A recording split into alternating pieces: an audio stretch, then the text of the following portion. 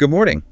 Or, given the absolute chaos of the news cycle we are currently living through right now, perhaps just hello is the safer bet. Yeah, hello is probably best today. Today is Sunday, March 1st, 2026.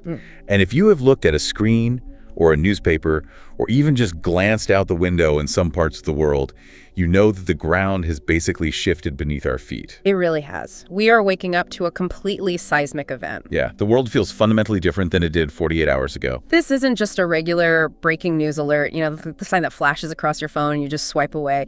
This is a massive chapter change in history books that haven't even been written yet. Exactly. We are looking at a fundamental shift in the geopolitical landscape of the Middle East, and honestly, arguably the entire world order. We are talking, of course, about the confirmation that came down the wire earlier this morning. Right. Yesterday, on the morning of February 28th, 2026, the supreme leader of Iran, Ali Khamenei, was killed.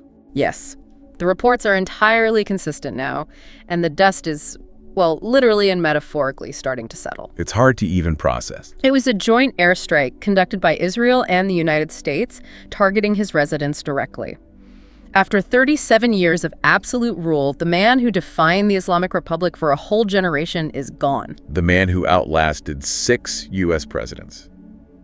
Exactly. And the reaction to this, well-polarized, feels like a massive understatement. Oh, yeah, it's whiplash. You check one feed, and there are celebrations in the streets for parts of the U.S. and Israel, and even pockets of the Iranian diaspora who've been waiting for this exact moment for decades. Right, they're handing out sweets. Yeah. And then you flip the feed, and there are massive weeping crowds in Tehran, black flags are being hoisted up, and protests are erupting in other capitals across the region.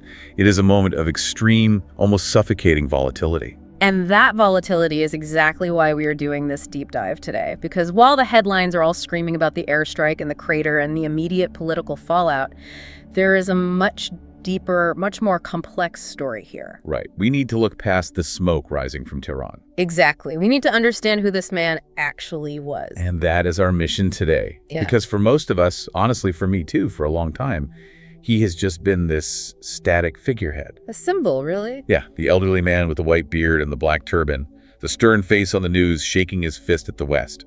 But he ruled for 37 years. Which is a lifetime in politics. That's longer than Stalin ruled the Soviet Union. It is an absolute eternity in the modern era. And to understand what happens next, to understand the vacuum he leaves behind, we have to unpack that legacy. We have to dig into the source material we've gathered. Right. How did a man who started as a poetry-loving, pipe-smoking intellectual transform into the hardline face of anti-Western resistance? It's a crazy trajectory. And perhaps more importantly now, that the architect of this intricate authoritarian system is gone, what happens to the building? So let's do what we do. Let's rewind. Way back. Before the chance of death to America. Before the nuclear deals. Before he was even the supreme leader. Let's start at the beginning. Let's talk about Ali Khamenei, the human being. Because the source material paints a picture of his early life that is, honestly kind of shocking to me. It's full of paradoxes. To understand him, you really have to go back to Mashhad. Mashhad. Yeah, he was born there on July 15th, 1939. Now, Mashhad isn't just a regular city, it's a holy site. It's the burial place of the 8th Shia Imam. So it's deeply, deeply religious. Exactly. It's a place where religion is quite literally the oxygen people breathe. And he was the son of a cleric, so he was born right into the very heart of that religious establishment. So you'd automatically expect a very rigid, traditional upbringing, right? Yeah. Just religious texts and prayer and total isolation from the secular world. You would, and he definitely had that. I mean, he went to the seminaries, he wore the traditional clothes, but this is where the sources get fascinating. Right, the literary side. Yeah, if you look at the historical accounts of his early life, he wasn't just sitting in a seminary memorizing the Quran all day. He had a profound, almost obsessive love for literature. Specifically Farsi poetry. Yes. He was actually a poet himself. Which is wild to think about. He used a pen name, Amin, for his own poetry.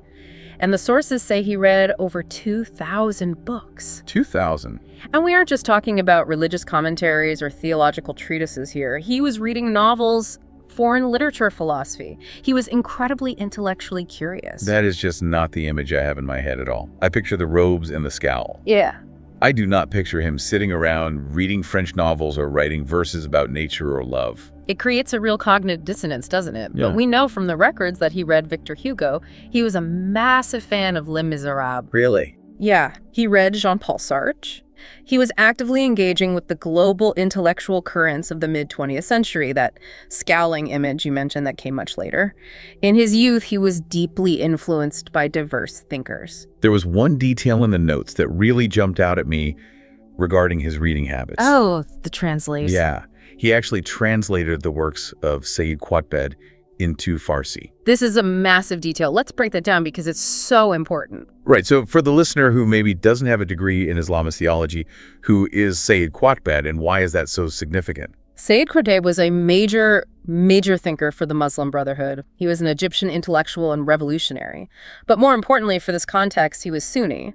And Khamenei, of course, is Shia. Exactly. In the world of Islamic theology, those are very distinct, sometimes fiercely opposing lanes. Historically, there's a ton of friction there. Centuries of it. Right. So the fact that Khamenei, a young Shia cleric in Iran, was translating a radical Sunni thinker shows that he wasn't just looking at his own tradition. He was branching out. He was looking at revolutionary Islamic thought across the board. He's basically looking for a blueprint for power and resistance, regardless of the specific sect. It's like he was shopping for ideology. He was looking for whatever tool would help him dismantle the system he hated.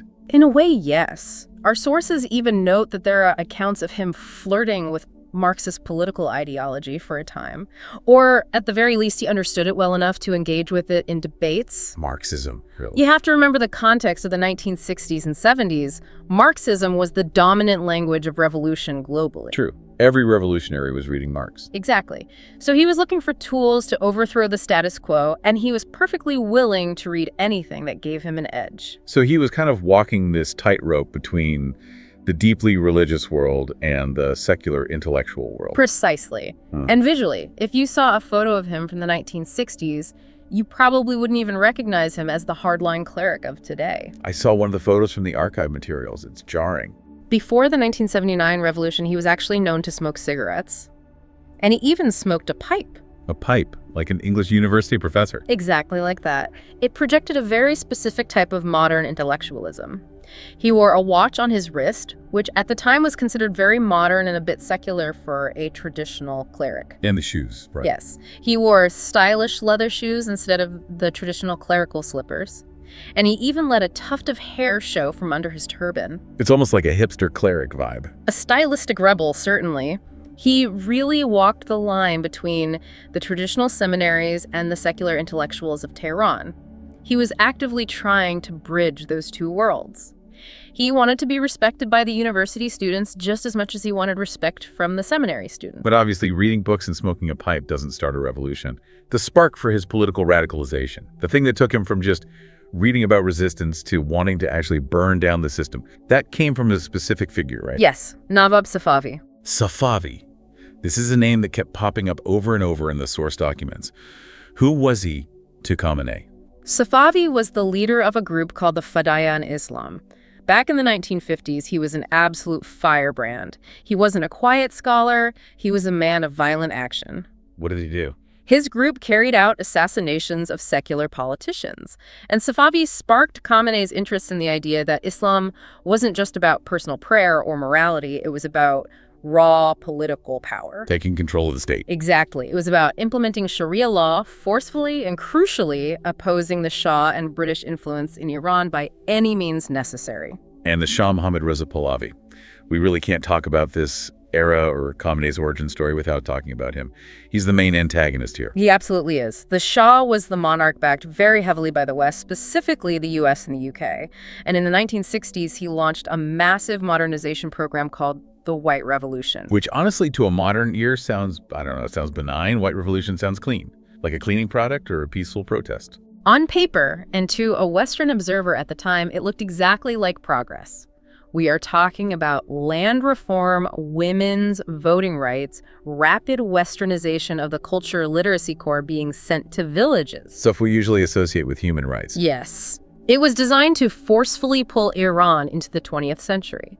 But you have to understand how this looked to the religious class and the traditionalists in Iranian society. They didn't see it as progress, did they? Not at all. They saw it as an existential threat. They saw it as a direct attack on their core values, a total dismantling of the Islamic structure of society, and basically a sellout to Western cultural imperialism. And the economics of it too, right? Oh, definitely. Yeah. The land reforms actually took massive estates away from the religious endowments, so it hit the clerics right in their wallets. This is exactly where Khamenei moves from being a quiet intellectual observer to an active participant. He realized poetry wasn't going to stop the Shah. Right. He realized action was needed. So he starts speaking out. He did. He met Ruhollah Khomeini, the man who would become the supreme leader of the revolution in the holy city of Qom between 1958 and 1964. And what was their dynamic like back then? At first, it was strictly a teacher-student relationship. Khomeini was the senior scholar. But as the opposition to the Shah's reforms grew, Khamenei became a prominent voice of the resistance himself. By age 24, he was already delivering these fiery anti-regime speeches in Mashhad. 24. That is incredibly young to be taking on a heavily armed, U.S.-backed monarchy. I have to assume the Shah's people didn't take too kindly to a 24-year-old cleric stirring up trouble. They did not, and this brings us to what is arguably the darkest part of his early life, the Savak. The Shah's secret police force. Yes, and they were notorious for their extreme brutality. We aren't just talking about surveillance or wiretapping here. We're talking about brutal black sites and literal torture chambers. And they caught him? Multiple times. Khamenei was arrested 6 times by the Savak. The historical sources are very specific about this. He wasn't just held in a cell, he was brutally tortured. It's so hard to reconcile the old man we've seen on TV for decades with a young guy being tortured in a basement. It is, but that experience fundamentally shaped him. He was beaten, interrogated, placed in solitary confinement, and eventually he was exiled internally to a remote province for 3 years in 1975. 3 years of exile. Yes. But here's the key insight from the sources about that period. They know that he always emerged stronger. The torture didn't break him. It didn't break him at all. It hardened him. It completely validated his absolute belief that the Shah's regime was evil and fundamentally had to go. It's the classic revolutionary trope, really. If you torture someone and you don't kill them, you just create a much more committed enemy. Exactly. It stripped away any lingering possibility of compromise. By the time the revolution actually hits the streets in 1979, he's got the physical and mental scars to prove his total loyalty to the cause. He has undeniable street cred, so to speak. So when the Shah finally flees in January of 1979 and Khomeini returns from exile, Khamenei is perfectly positioned. He ascends rapidly. He becomes a member of the Revolutionary Council and then the deputy defense minister. And this was all happening during the hostage crisis, right? When the Iranian students seized the U.S. embassy. Yes. Khamenei was actually a key point person for negotiations with the U.S. after the embassy was seized, and those 50-plus Americans were taken hostage. He was in the thick of the revolutionary administration from day one. But there is one specific day, a couple of years into the revolution, that really redefined him, both physically and sort of mythologically. June 27th, 1981. Let's talk about that day. The details from the sources read like a scene straight out of a political thriller. It really does. So it's June 27, 1981. Khamenei is giving a speech, addressing a crowd, and holding a news conference at a mosque in southern Tehran. The atmosphere is chaotic, right? Very chaotic. It's loud. There are people everywhere, press pushing in. And someone had placed a standard tape recorder on the desk right in front of him. Just a tape recorder. Like recorded the audio of the speech for the press. That was the discussion. Yes, it was ostensibly there for a journalist, but inside the casing, it was packed with explosives. And the bomb goes off. It detonates right in front of him while he's speaking. The explosion was absolutely devastating. Khamenei's chest was severely burned, and his right side was riddled with shrapnel. When they rushed him to the hospital, did they even think he was going to make it? It was incredibly touch and go. The medical reports say his blood pressure dropped to near 0. The surgeons literally almost gave up in the operating room. Wow. It was a miracle of modern medicine, and of course, in the eyes of his devout followers, a literal miracle of God that he survived it all. However, he was permanently changed by that blast. In what way? His right arm was permanently paralyzed. The nerves were completely severed by the shrapnel. He lost the use of it entirely. He also lost some of his hearing. I've never actually noticed that. If you look closely at footage of him next time you see a clip, you'll notice he does absolutely everything with his left hand.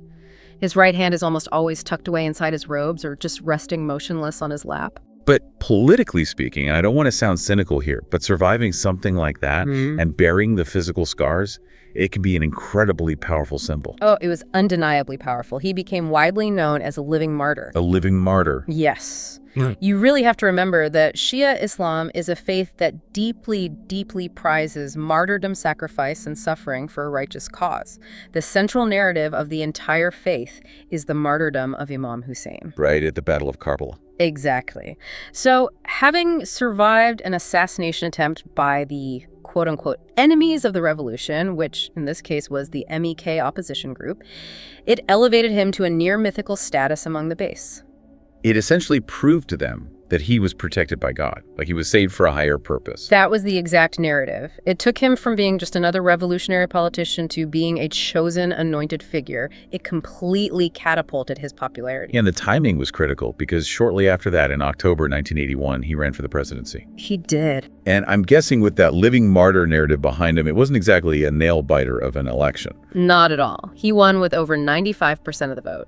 Though, to be completely fair to the historical record, most of his viable opponents conveniently dropped out to support him before Election Day. Ah, I see. It wasn't exactly a competitive Democratic primary as we might understand it in the West. It was much more of a coronation disguised as an election. So he officially becomes president. This is the 1980s now. What was his actual presidency like? Because the president isn't the supreme leader. Right. His presidency was defined by one overwhelming thing: war. The Iran-Iraq War. Yes. It lasted for 8 brutal, devastating years. We're talking about chemical weapons, horrifying trench warfare, child soldiers being used to clear minefields. Just a total meat grinder. It was. And Khamenei was the war president. He was often seen on television in military fatigues, personally visiting the front lines. But internally, politically, he actually had a bit of a power struggle going on. He served under a very powerful prime minister named Mir Hossein Mousavi. So Khamenei wasn't the total dictator yet. He had rivals. Exactly. In fact, during his presidency, he was very often overshadowed by Khomeini, who was the actual supreme leader, and by Mousavi, the prime minister, who controlled the day-to-day budget and the economy. So Khamenei was the public face, but not always the hand on the lever. Right. But there is a very dark chapter from this specific era that the sources highlight, and we really have to address it to understand the full picture. You're talking about the 1988 prison massacres. Yes. I saw this detailed in the timeline provided in the sources. What exactly happened there? As the Iran-Iraq War was finally grinding to an end in 1988, the regime felt incredibly vulnerable internally. So in a very short, intensely condensed period, thousands of political prisoners, mostly leftists, communists, and members of the MEK, were executed in prisons all across Iran. Thousands of people. Yeah. Just systematically killed. Yes. We are talking about mass hangings. The regime set up what became known as death commissions. They would interrogate prisoners for sometimes just a few minutes, asking them about their faith and their political loyalty, and then send them straight to the gallows. And Khamenei was president of the country while this was happening. Did he know? That is the massive historical question that surrounds his legacy. Khamenei later claimed he was largely ignorant of the extent of it while it was happening. He said he didn't know true scale until it was mostly over. Does anyone actually believe that? Well, his opponents in international human rights organizations have always fiercely disputed that claim. They argue there is simply no logistical way the sitting president of the country didn't know that thousands of people were being pulled from their cells and executed by state apparatus. Right. It remains a massive stain on his legacy that he never really shook off in the eyes of the international community. Okay, so we move to 1989. The brutal war with Iraq finally ends. And then the biggest shift in the history of the Republic happens. June 1989. Khomeini, the founder, the absolute father of the revolution, dies. This is the pivotal moment, isn't it? If you want to understand the Iran of today, you have to deeply understand June 1989. You really do. The atmosphere in Tehran was a mix of sheer panic and overwhelming grief. People didn't know if the country was going to collapse. One of the sources we review shares a really vivid anecdote about a 16-year-old boy sitting in a Toyota truck on the road to Tehran that day. I love that anecdote. It captures the confusion perfectly. Can you lay it out for us? He hears the news on the car radio, right? Yeah. So this teenager is in the truck. The radio announcer is literally weeping on air, and he announces that Khomeini has passed away to the great sorrow of the nation. And Then shortly after that, they broadcast the emergency announcement that Ali Khamenei, the current president, has been chosen as the new supreme leader, and the boy and the older driver of the truck are just completely confused. why? The driver actually turns to the boy and says, "He is not an Ayatollah." Wait, why would the driver say that? Khamenei was the president. He was obviously a cleric wearing the robes. Why wouldn't the average citizen think he was qualified? Because technically speaking, under the rigid rules of the Iranian constitution at that specific time, he wasn't qualified. Not even close. Explain that. What were the rules? The 1979 constitution explicitly required the supreme leader to be a marja. Marja. Yes, a marji taqlid. It translates to a source of emulation. It is the absolute highest level of religious authority in Shia Islam. A marja is a grand Ayatollah, someone who has studied in the seminaries for decades, published massive theological treatises, and has a huge organic following of students and faithful who look to him for religious rulings. And Khamenei wasn't that. No, Khamenei was only a Hojjat al-Islam. Which means what? It's essentially a mid-level cleric. It's respectable, but it's middle management in the theological world. Think of it like trying to make a military colonel the chairman of the Joint Chiefs without ever making him a general first. He just fundamentally did not have the required religious rank to hold the supreme office. So how on earth did he get the job if it was literally against the Constitution? It was a pure political fix, a total backroom deal in a moment of crisis. Khomeini hadn't clearly named a successor in his will who was viable. The country was terrified of a military coup or an invasion. So they panicked? They panicked, and key political figures stepped in, specifically a man named Akbar Hashemi Rafsanjani. Who was Rafsanjani? He was a massive political power broker. He was the Speaker of the Parliament and extremely influential. He aggressively pushed for Khamenei to be the successor, and they basically forced through an amendment to the Constitution practically overnight. Just to change the job requirements. Exactly. They lowered the religious requirements for the supreme leader specifically so Khamenei could legally take power. It sounds incredibly shaky for a regime based on religious law. Oh, it was. It was a moment of deep, deep insecurity for the regime's legitimacy. But Rafsanjani pushed it through because he thought he could control Khamenei. The puppet master strategy. Precisely. Rafsanjani thought Khamenei would be a weak, grateful leader that he could easily manipulate from behind the scenes. He bet on Khamenei being a puppet. He did. And historically speaking, that was a fatal miscalculation for Rafsanjani. But initially, Khamenei actually suffered from what you might call imposter syndrome. Really? Yes. He knew he didn't have the organic, deep-seated religious authority of the old guard. He knew that the grand ayatollahs sitting in Qum looked down on him as a junior cleric who had just been handed the keys to the kingdom by politicians. So what did he do to fix that? Just fake it till you make it? In a very visual way, yes.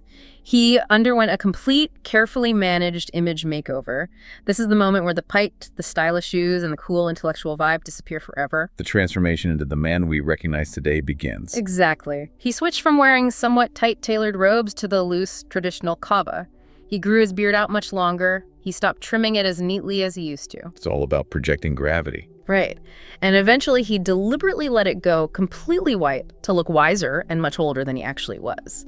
He completely distanced himself from his former intellectual artist persona and leaned incredibly hard into the role of the pious, rigid guardian of the faith. He had to look the part to be the part. He did. But looking the part obviously wasn't going to be enough to keep him alive and in power. He had to build the actual hard power to back up the image. And this is where we get into the architecture of the deep state he built over the next 37 years. Okay, let's really unpack this architecture. Because the sources show he didn't just inherit Khomeini's throne, he built an impenetrable fortress around it. He absolutely did, because he realized early on that since he lacked the unconditional religious love of the masses, he needed total bureaucratic and military loyalty. So he created the Beit Rabari. The Beit Rabari. Yeah. Which translates to the office of the supreme leader, Yes. right? So what is that exactly? Is it like a White House staff? It is, but imagine a White House staff on massive steroids. Under Khomeini, it was a small group of advisors. Under Khamenei, it became a massive, sprawling bureaucracy filled with thousands of hand-picked loyalists who answered only to him. They bypassed the regular government. Entirely. They monitored every single branch of the elected government. They had their own intelligence gathering apparatus. But the real muscle, the absolute key to his survival for nearly 4 decades was the IRGC. The Islamic Revolutionary Guard Corps. We hear this name all the time in the news. Yeah. But for our listeners, explain to me, I'm at 5, how is the IRGC actually different from the regular Iranian National Army? Okay, so imagine if the U.S. had the regular Army, Navy, and Air Force, right? Right. But then the president decided he needed a second entire military force that was actually better funded, had access to better weapons, and answered solely to him personally, not to the Constitution or the Congress. That's wild. That's the IRGC. They were originally created right after the 1979 revolution to protect the clerical regime because the clerics didn't trust the regular army. Because the regular army had served the Shah. Exactly. They feared a military coup, so they built their own army. And under Khamenei's long rule, they got unbelievably powerful. The sources refer to them as a state within a state. That is the perfect term for it. It's not just guys with guns on the border. They have their own dedicated navy with fast attack boats. They have their own aerospace force controlling the ballistic missiles. But beyond the military aspect, and this is the critical part to understanding Iran's power structure, they have a massive, sprawling economic empire. They run businesses. Oh, huge ones. They control massive swaths of the Iranian economy. We were talking construction mega projects, telecommunications, oil infrastructure, seaports. So they have the guns and the money. Correct. They operate through these incredibly opaque, tax-free charitable foundations called bonyads. Analysts estimate they control up to 40% or maybe even more of the entire national economy. And Khamenei just let them do this. He actively encouraged it. He allowed the generals to get extremely wealthy. In exchange, they kept him in power and crushed any opposition. It's a classic authoritarian bargain. It's a strategy we see in other regimes. You create a Praetorian Guard that has a massive vested financial interest in your personal survival. If you fall, they lose their mansions and their bank accounts. So it sounds like a deep state, but one that is actually just operating right out in the open. That is a very accurate way to put it. The IRGC became the spine of his entire regime, and this massive apparatus was, of course, used for severe domestic oppression. We have to talk about how he maintains social control. Right. The morality police. And the Bazis. Yes. The Bazis are basically a paramilitary volunteer militia. They are technically under the command of the IRGC. You usually see them as the guys on motorcycles with batons in plain clothes. And they are used against their own people. They are deployed specifically to crush domestic protests with brutal force. We saw this most vividly and tragically in recent years. You're thinking of the Mahsa Amini protests. September 2022. Yes. Mahsa Amini was a young Kurdish Iranian woman who was arrested by the morality police in Tehran for a minor hijab violation, essentially showing a bit too much hair. And she died in their custody. She did. And that horrific event sparked the massive woman life freedom protests across the whole country. I remember watching that on the news. It felt like a real turning point. It felt like the whole country, especially the youth, was screaming, enough is enough. It was unquestionably the biggest, most sustained challenge to Khamenei's legitimacy in decades. You had young schoolgirls, women burning their headscarves in the street, fighting back against the besieged. And his response, as the supreme leader, was incredibly telling. He didn't offer any compromise. Zero. He didn't step up and say, okay, we hear you, we will relax the rules slightly. He doubled down completely. How so? The sources mention a really dystopian use of technology. Yes. When street protests became too costly to police conventionally, he shifted to tech. He deployed a network of smart traffic cameras to use facial recognition to identify women who were driving without a hijab. And then what? Arrest them later. Or, worse, economically freeze them. He started denying them basic banking services, impounding their cars, texting them fines, and the courts handed down draconian prison sentences. The sources detail sentences that include physical lashing, up to 74 lashes simply for defying the dress code. And for the activists who were actually arrested and put into the prison system, the notes mention a practice called white torture. I read the description of this before we started recording, and it is honestly terrifying. It is the absolute pinnacle of psychological destruction. It's solitary confinement, but extreme. They place the prisoner in a cell that is roughly 1 meter wide by 1.5 meters long. That's smaller than a standard closet. You can barely lie down on the floor. You can, and the horror of it is the sensory deprivation. The lights are glaring neon, and they are left on 24 hours a day, 7 days a week. No darkness ever. Never. The walls are completely white, the floor is white, the prisoner is forced to wear only white clothing, they are given food on a white paper plate, the guards wear soft shoes, so there is absolute silence. And if they have to move them? You are blindfolded the second you leave the cell. It's meticulously designed to break the human mind completely through total disorientation. You lose all sense of time self. This was the system Khamenei presided over to maintain absolute control. It's ruthless. He fundamentally believed that if you give even 1 inch to the protesters, you will eventually lose everything. He closely watched what happened to other dictators during the Arab Spring who tried to make minor concessions to survive, and he saw that they all fell. So his takeaway was never compromise. Never compromise, never show weakness. He wasn't going to let his regime fall that way. Okay, so he had the domestic front completely locked down with terror and bureaucracy. But his legacy over these 37 years is also massively defined by his foreign policy, the ideologies of the quote-unquote Great Satan and the Cancer. Yes, this was the ideological pillar he absolutely never wavered on. He maintained Khomeini's original revolutionary view of the United States as the Great Satan. And he consistently referred to Israel as a cancerous tumor in the region that inevitably had to be removed. And he didn't just talk about it in speeches. He actively funded the people fighting them. That was the proxy warfare strategy. And frankly, from a cold strategic standpoint, it was his dark genius. He realized early on that Iran could never actually beat the US or Israel in a head-to-head conventional military war. Their air forces were too strong. So he built the axis of resistance. Exactly. He outsourced the fighting. He funded trained and armed groups like Hezbollah and Lebanon Hamas, in Gaza the Houthis down in Yemen, and various Shia militias in Iraq and Syria. So he essentially fought his wars on other people's territory. That's the core of the doctrine. Forward defense. Fight the enemy in the streets of Beirut, in Gaza, and Baghdad, so you never have to fight them in the streets of Tehran. And it was effective for a long time. Very. When Hamas launched the massive attacks on Israel in October 2023, Khamenei openly, publicly praised the operation. He saw these groups as the literal tip of Iran's spear. But hanging over all of this proxy warfare was the nuclear issue, the bomb. That has been the dominant global headline regarding Iran for 20 years. The eternal geopolitical question. Did he actually want to build a bomb, or did he just want the capability to build one? In 2003, he actually issued a fatwa, a binding religious decree, officially declaring that the development or use of nuclear weapons was haram or religiously forbidden.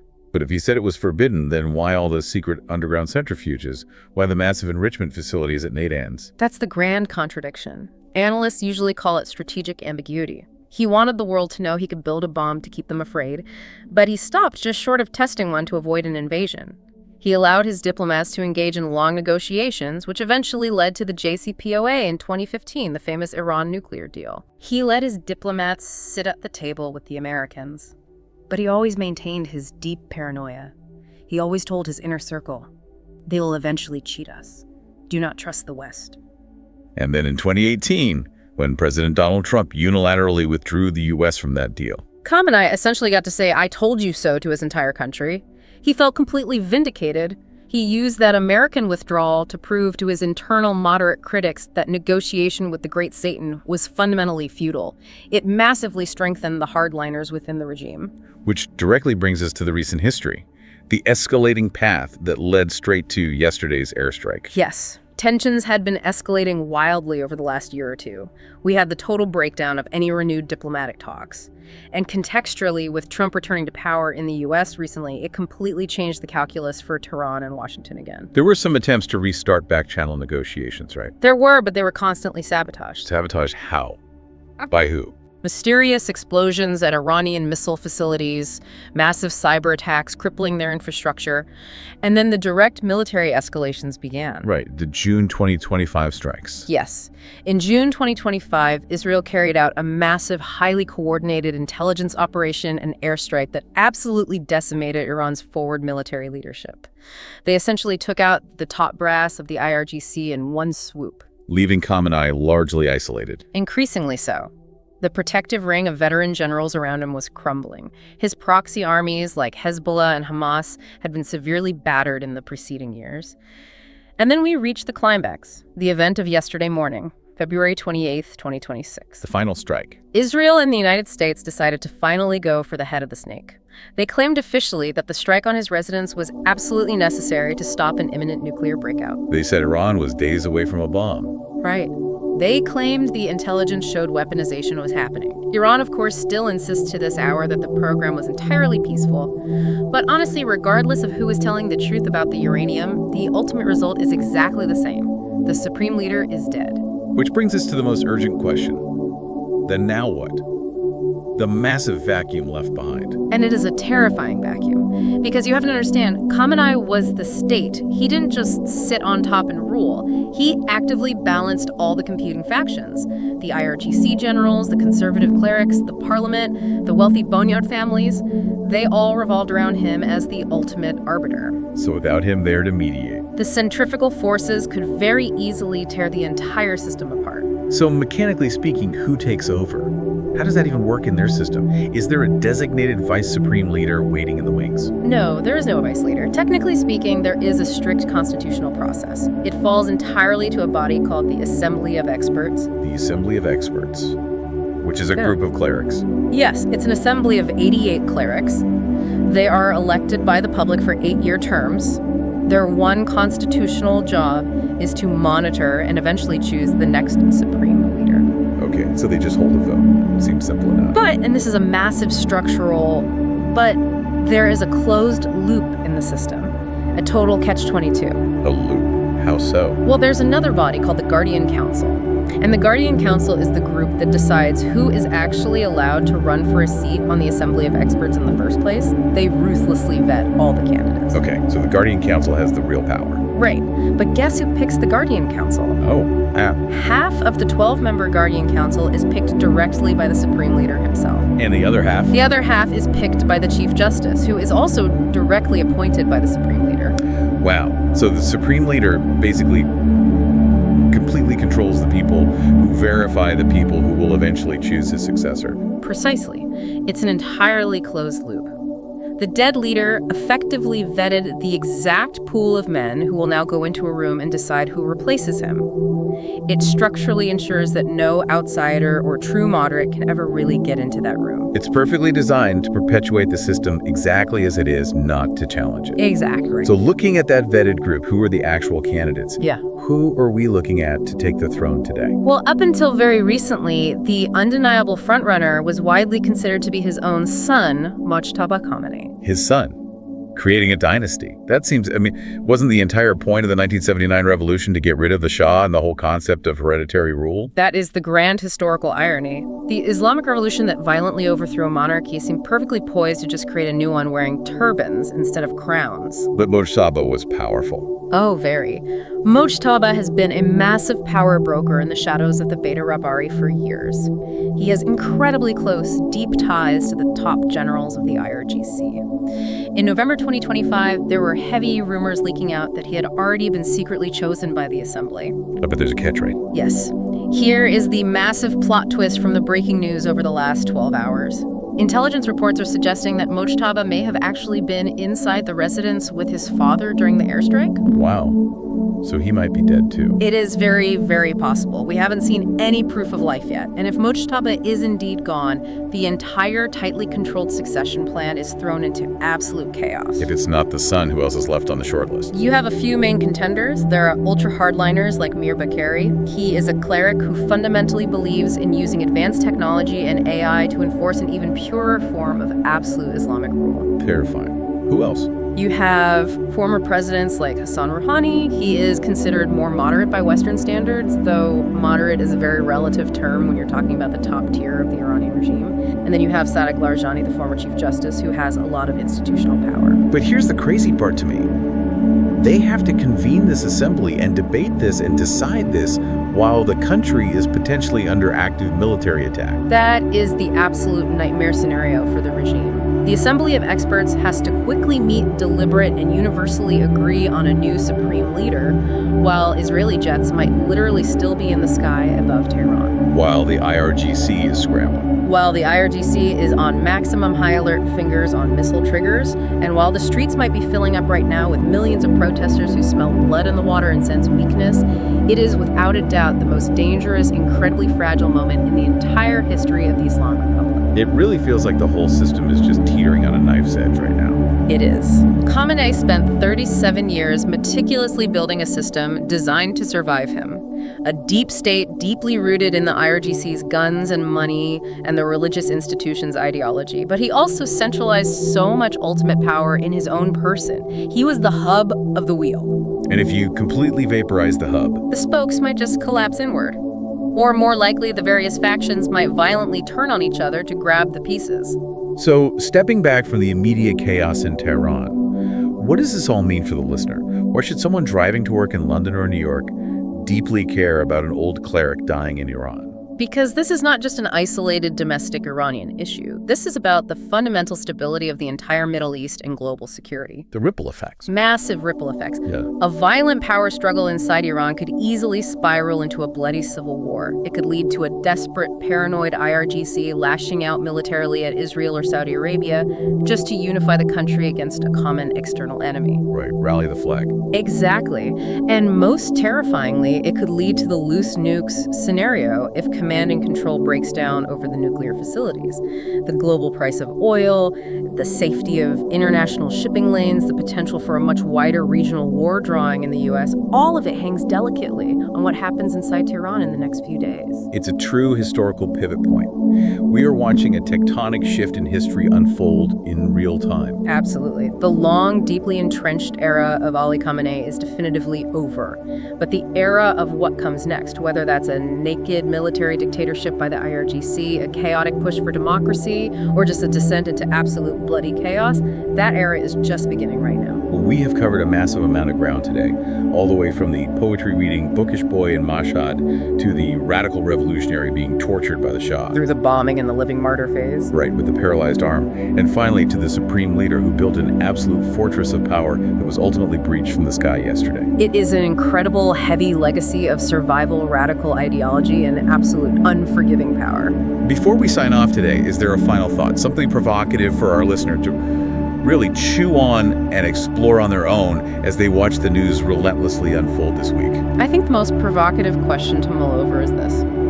Khamenei spent his life building that deep state, the sprawling IRGC, the bonyads, the loyalist bureaucracy, specifically to protect the Islamic Revolution. But now that the architect is dead, will that heavily armed deep state actually protect the clerical religious system? Or will it take over? Exactly. Will devour the clerics. Does the IRGC even need a supreme leader anymore to maintain their wealth and power? Or will those generals decide right now that a direct military dictatorship is simply more efficient than taking orders from another religious scholar? That is a massive, deeply unsettling question.